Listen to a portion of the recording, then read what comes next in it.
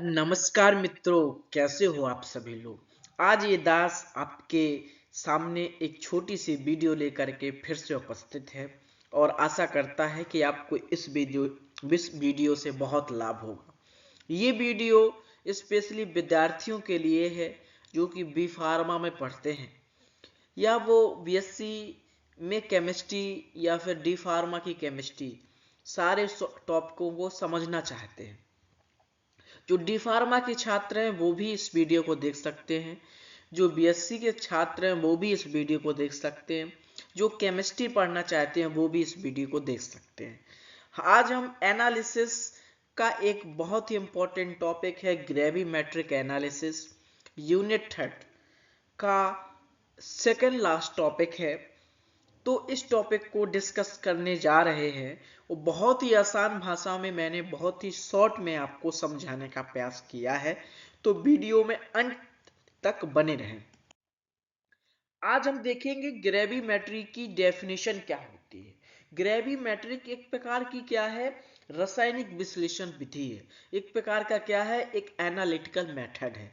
Analytical मतलब होता है रासायनिक विश्लेषण विधि, जिसमें क्या करते हैं, किसी पदार्थ की मात्रा वजन मापकर पता की जाती है।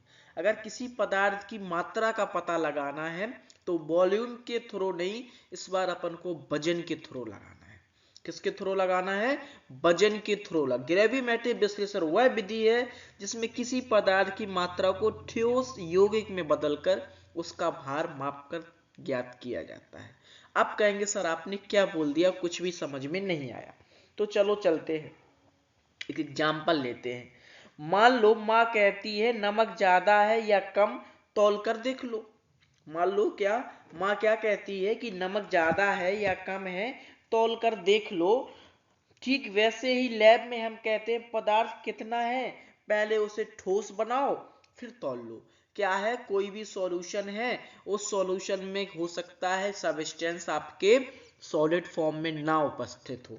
तो ये जो ग्रेविमेट्रिक मेथड है, इसमें क्या किया जाता है, मान लीजिए आपका इस बीकर में एक सब्सटेंस रखा हुआ है और ये सॉलिड फॉर्म में प्रेजेंट नहीं है, तो हम इसको तौल कर कैसे देख पाएंगे। आप कहेंगे सर पानी को तौला रहे हो, इसका तो वॉल्यूम निकाला जाता है। तो सबसे पहले हमारा कर्तव्य है कि जब सर ने बोला है तौल कर देख लो, तो कुछ ना कुछ तो लॉजिक होगा। तो हमें उस सॉल्यूशन में छुपे हुए सबस्टेंट को पहले सॉलिड में बदलना होगा। अब हम ऐसा क्या दिमाग लगाएं कि उसे सॉलिड में बदला जाए। ना तो हम गिन के देख सकते हैं और ना हम वॉल्यूम बता सकते हैं। हमको तौलने का सर ने बोला हुआ है, तो हमें उसका क्या करना है, उसको सॉलिड में बदलना पड़ेगा। तो ग्रेविमेट्रिक टाइट्रेशन में अपन दो काम करते हैं। इसमें क्या करते हैं, इसको प्योर स्टेबल सॉलिड कंपाउंड में अपन बदलते हैं। ग्रेविमेट्रिक विश्लेषण वह विधि है जिसमें किसी पदार्थ को ठोस यौगिक में बदलकर उसका भार मापकर ज्ञात किया जाता है। और अगर अपन को वजन में बदलकर नहीं पता करना, तो हम इसको गैस में बदलकर, जैसा यहाँ पे स्क्रीन में आपको दिख रहा है, गैस या भाप में बदलकर पता कर सकते हैं। लेकिन आपके सिलेबस में है कि भैया सॉलिड में बदलकर पता करो, तो कोई बात नहीं, हम सॉलिड में बदल लेते हैं। इसको एक स्टोरी से समझ लेते हैं। अब समझो मजेदार कहानी से। सब्जी वाले भैया की लैब है। मान लो तुम सब्जी खरीदने गए, जो सब्जी वाले भैया बैठे, सब्जी वाले भैया का नाम है लंगोटी यार, जो लंगोटी पहन के सब्जी देते हैं। ठीक है, ये है आपके सब्जी वाले भैया जो लंगोटी पहन के सब्जी देते हैं। और एक हमारा सत्तू दादा उनके पास गया, बोला भैया आलू कितने हैं। भैया बोले मैं गिनकर नहीं बताऊंगा, तौल कर बताऊंगा, जो कि स्वाभाविक करते ही है। बोला भैया गिन के बता दो। बोला आलू लेने आए हो कि केला लेने आए हो, गिन के क्यों दूं।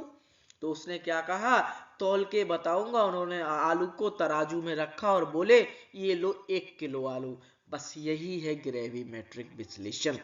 गिनती नहीं चलती, यहाँ वजन से मात्रा पता करना पड़ता है। जब गिनती फेल हो जाए, तराजू काम आए, जब गिनती काम नहीं आती तब क्या काम आता है? तराजू काम आता है, वही ग्रेविमेट्रिक विश्लेषण कहलाए। बोलो सत्यनारायण भगवान की जय। जब गिनती फेल हो जाए और तराजू काम आए, वही ग्रेविमेट्रिक विश्लेषण कहलाए। अब मुझे लगता है आप समझ गए होंगे कि एक सॉल्यूशन में किसी पदार्थ की मात्रा का पता लगाना है और कैसे लगाना है, उसको पहले सॉलिड फॉर्म में बदलना है। ये जो लिक्विड फॉर्म में होगा उसको पहले सॉलिड फॉर्म में बदल दो और बदलने के बाद उसको तराजू से तौल लो और उसकी मात्रा का पता लगा लो। जैसे कि ये सब्जी वाले भैया ने किया, बोला गिनकर नहीं बताऊंगा। कैसे बताऊंगा? तौल कर बताऊंगा। आ गया हो समझ में? तो एक बार लाइक जरूर कर देना और कमेंट सेक्शन में बोलना सर आ गया समझ में। ठीक है, इसके बाद में अब इसके सिद्धांत को समझते हैं, इसके प्रिंसिपल को समझते हैं। हमने दोनों भाषा में लिखा हुआ है ताकि आपको कोई भी कंफ्यूजन ना हो, कोई कठिन नहीं है। कहते हैं the mass of pure compound is directly proportional to the amount of the substance. कितना अमाउंट प्रेजेंट है, द केवल किसी शुद्ध यौगिक का भार, यानी the mass of pure compound. The mass मतलब भार, प्योर कंपाउंड मतलब शुद्ध यौगिक का, यानी किसी शुद्ध यौगिक का भार उसमें उपस्थित पदार्थ की मात्रा के सीधे अनुपात में होता है।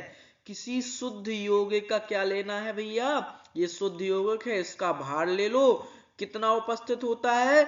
उसकी मात्रा के सीधे अनुपात में। यानी किसी यौगिक का जितना भार होगा सब उसमें उतनी ही उसकी मात्रा प्रेजेंट होगी। Known mass of precipitate, known amount of analyte. अगर आपको किसी भी शुद्ध यौगिक का भार पता चल जाएगा तो पदार्थ की मात्रा पता चल जाएगी।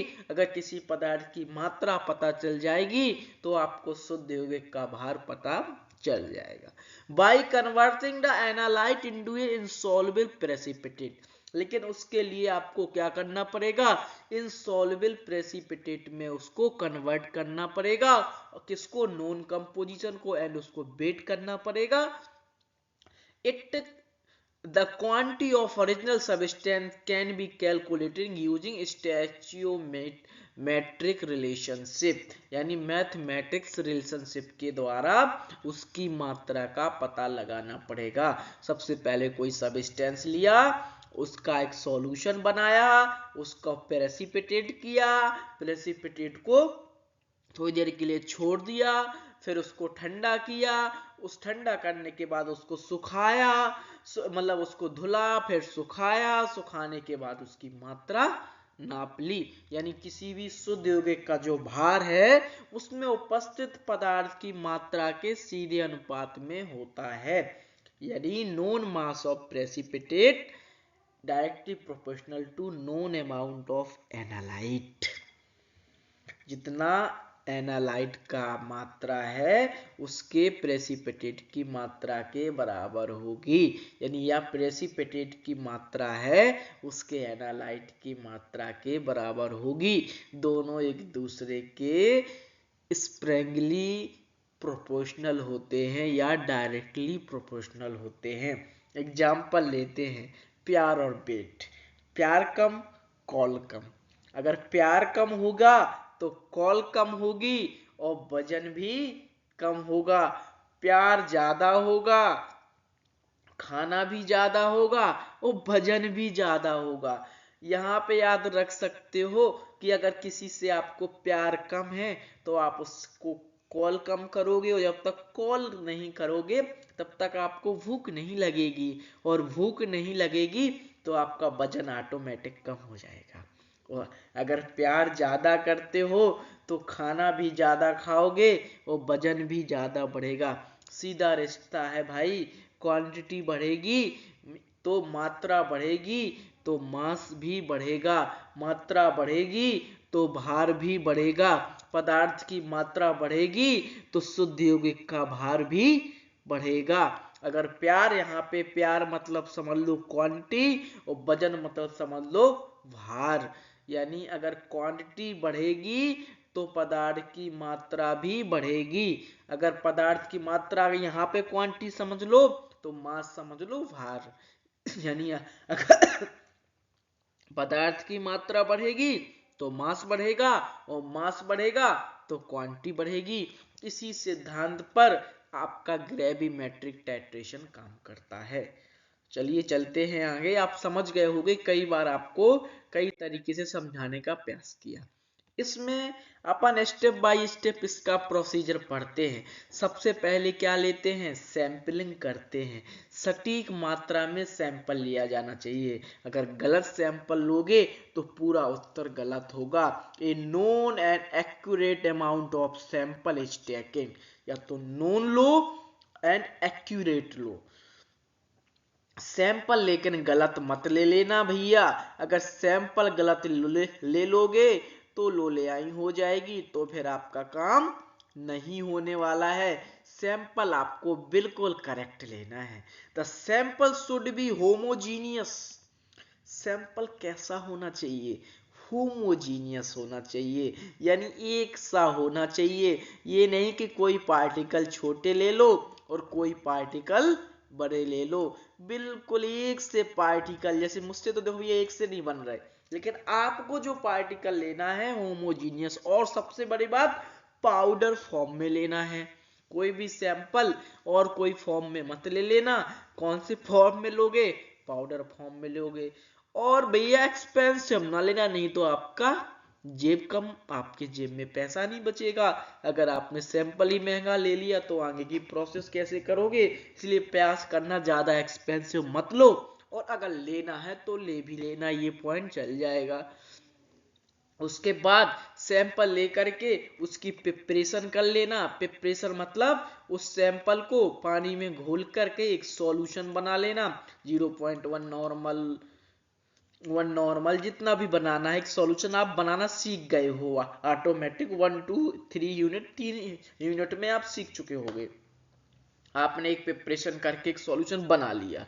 अब आपको दूसरे स्टेप में उसका प्रेसिपिटेशन करना है। प्रेसिपिटेशन करना भी आप सीख चुके हो।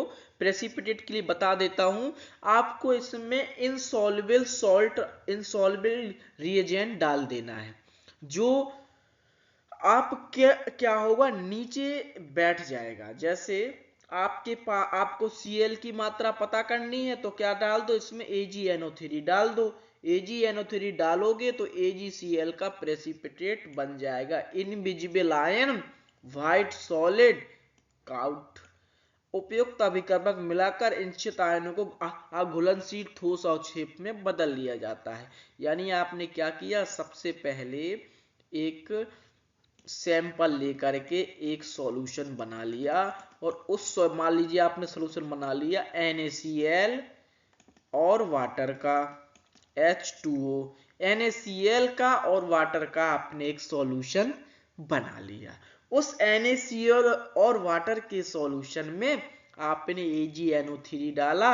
AgNO3 ने Cl के साथ रिएक्शन करके AgCl का व्हाइट पीपीटी बना दी। कौन सी पीपीटी बना दी भैया, व्हाइट पीपीटी बना दी। और इसी व्हाइट पीपीटी का भार अपन को लेना है। यानी सबसे पहले सैंपलिंग कर लो, फिर उसका प्रेसिपिटेशन करवा दो। प्रेसिपिटेशन के लिए आपको अघुलनशील पदार्थ डालना पड़ेगा। इनसॉल्युबल सॉल्ट उसमें, इनसॉल्युबल एजेंट उसमें डालना पड़ेगा। जब ये डालोगे तब आपका प्रेसिपिटेट बनेगा, जो कि एक कोई बहुत बड़ी और बड़ी कठिन बात है नहीं। अब अपन तीसरे स्टेप में करते हैं डाइजेशन। डाइजेशन में क्या किया जाता है, डाइजेशन में इसको गर्म करके छोड़ दिया जाता है। थोड़ा सा इसको 30-40 से 100 डिग्री सेंटीग्रेड या 50 डिग्री सेंटीग्रेड थोड़ा सा गर्म किया, या गर्म विलयन में ले लिया, इसको छोड़ दिया। इस प्रेसिपिटेट को, जिस प्रेसिपिटेट को आपने लिया था, थोड़ा सा गर्म करके छोड़ दो। ठीक है, ये प्रेसिपिटेट नीचे था, यहाँ पे देखो, ये देखो दिख रहा है, ये व्हाइट ना दिख रहा होगा शायद आपको, ये दिख रहा है। इसको क्या कर दो, थोड़ा सा गरम विलयन में या गरम करके थोड़ा सा छोड़ दो। अब छोड़ दोगे तो क्या होगा, छोड़ दोगे तो उसके बाद ये थोड़ा सा बड़े हो जाएगा। और छेप को गर्म विलयन में कुछ समय तक छोड़ दिया जाता है। उद्देश्य है कि थोड़े से कण क्या हो जाए, गर्म के कारण और ज्यादा मजबूत हो जाए। जैसे एग्जाम्पल से समझना, थोड़ी सी कठिन कॉन्सेप्ट है। जैसे चाय और सब्र का इम्तिहान। चाय तुरंत, मम्मी बोली कि चाय तुरंत मत उतारना, उबलने दो। तुम बोली अभी पी लेते हैं क्योंकि मुझे बहुत तेज चाय पीने की लत लगी हुई है। समझना कहानी से। आपने एक प्रेसिपिटेट, मान लो आपकी चाय है, चाय आपने क्या किया, चाय मम्मी ने बोला कि तुरंत मत उतारना, आप उबलने दो, और आप कह रहे हो हम तुरंत पी लेते हैं। अभी पियोगे तो मम्मी क्या बोली, अभी पियोगे तो पत्ती कच्ची रहेगी। उसी प्रकार से अगर तुरंत प्रेसिपिटेट बना और अपन ने तुरंत का तुरंत निकाल लिया, तो फिर ये जो प्रेसिपिटेट कैसा रहेगा, कच्चा रहेगा, और कच्चा रहेगा तो दोबारा से घुलने की उम्मीद है। लेकिन अगर थोड़ी देर के लिए उसे गर्म करके छोड़ दोगे तो क्या होगा, ये आपकी प्रेसिपिटेट छोटे छोटे सबस्टेंस को डिजोल्व कर देंगे और थोड़े से बड़े हो जाएंगे, और फिल्ट्रेशन भी आसानी से हो जाएगा। मम्मी ने क्या बोला, अभी पी लोगे तो पत्ती कच्ची रहेगी। चाय को कुछ देर गर्म रहने दिया, स्वाद भी अच्छा रहा, रंग भी गाढ़ा आया, छानना भी आसान हुआ। यही है डाइजेशन और छेप को गर्म करना। अब जैसा ही ये गर्म हो जाए, ये छानने योग्य हो जाए, तो इसको क्या करो, एक फिल्टर पेपर लो और उससे छान लो। तो नीचे आपका क्या हो जाएगा, नीचे आपके लिक्विड आ जाएगा और ऊपर आपकी व्हाइट पीपीटी फिल्टर पेपर में आ जाएगी। व्हाइट पीपीटी क्या हो जाएगी, फिल्टर पेपर में आ जाएगी। अब क्या करना है भैया, अब इस व्हाइट पीपीटी को ही अपन को नाप लेना है। इसको पहले क्या करोगे, धुलोगे। जो कि आगे आप खुद दिमाग लगाओ, आप क्या करोगे, चूंकि हो सकती है गंदी हो गई हो, तो उसको क्या कर लोगे, थोड़ा सा धुल लोगे। तो पहले क्या आएगा, वॉशिंग या धुलाई। प्रेसिपिटेट को थोड़ा सा धुलाई का, और छेप को धोकर अशुद्धियां हटाई जाती है। ज्यादा धोना और छेप घुल सकता है, इसलिए क्लीन करना, लेकिन इलेक्ट्रोलाइट वाटर से करना, थोड़ी सी धुलाई कम करना। इसके बाद जब धुल जाएगा, तो चूंकि पानी से धुलोगे तो गीला हो जाएगा, तो उसको क्या कर देना है, आपको सुखा देना है। कितने टेम्परेचर पर भैया, तो नोट डाउन कर लेना। इसको अपन को 250 से, अगर आपको ड्राई करना है तो 250 रखना है, 250 डिग्री सेंटीग्रेड। और अगर आपको इसको इंगिएशन करना है तो इसका टेम्परेचर 1200 तक कर सकते हो। 250 से लगा करके कितना कर देना है, 1200 डिग्री सेंटीग्रेड तक इसको अपन को सुखाना है। इसको इतना टेम्परेचर में अवक्षेप को सुखाया गर्म किया जाता है ताकि इसका पानी हट जाए। अब क्या करना है भैया, अब जैसे ही गर्म कर लोगे तो फिर इसको तौल लेना। तौल लेना मतलब ड्राई प्रेसिपिटेट को जितना भी है उसको एक्यूरेट अमाउंट को तौल लेना, और तौल लोगे फिर उसका कैलकुलेशन कर लेना कि भैया कितने पार्टिकल उसमें विद्यमान थे। इस प्रकार से आपका जो भी किसी भी सॉल्यूशन में सबस्टेंस की मात्रा है उसका अपन क्या लगा सकते हैं, पता लगा सकते हैं। एग्जाम्पल देख लेते हैं, एनालाइट की तरह कौन कौन काम करते हैं। क्लोराइड है, सल्फेट है, कैल्शियम है। प्रेसिपिटेट की तरह AgCl, BaSO4 और Ca2O4। इसमें determine the chloride as a silver chloride, determine the sulphate as a barium sulphate, जैसा कि आपको स्क्रीन में दिख ही रहा है, दिख रहा है ना ये। इसके बाद में determination of calcium as a calcium oxalate, यानी इसमें क्या करते हैं, क्लोराइड का डिटरमाइन करते हैं AgCl के फॉर्म में, सल्फेट का डिटरमाइन करते हैं BaSO4 के फॉर्म में, कैल्शियम का डिटरमाइन करते हैं कैल्शियम ऑक्जिलेट के फॉर्म में। याद रखना, क्लोराइड का किसके फॉर्म में करते हैं, तो सिल्वर क्लोराइड के फॉर्म में करते हैं। सल्फेट का किसके फॉर्म में करते हैं, बेरियम सल्फेट के फॉर्म में करते हैं। और इसके बाद में कैल्शियम का पता लगाना है तो कैल्शियम ऑक्जेलेट के फॉर्म में करेंगे।